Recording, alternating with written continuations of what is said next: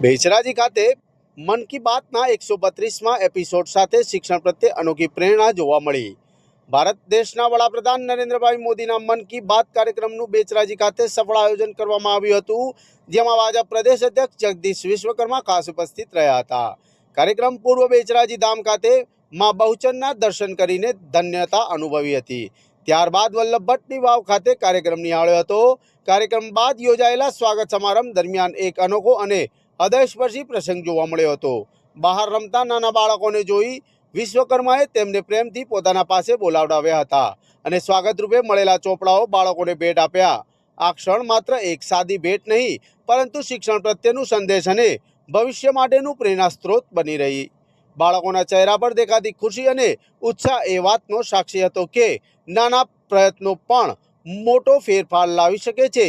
આ પહેલ દ્વારા તેમણે સ્પષ્ટ સંદેશો આપ્યો કે સાચું સ્વાગત અને સન્માન ત્યારે જ અર્થપૂર્ણ બને છે જ્યારે તે સમાજના ભવિષ્ય એટલે કે બાળકોના શિક્ષણ માટે ઉપયોગી બને।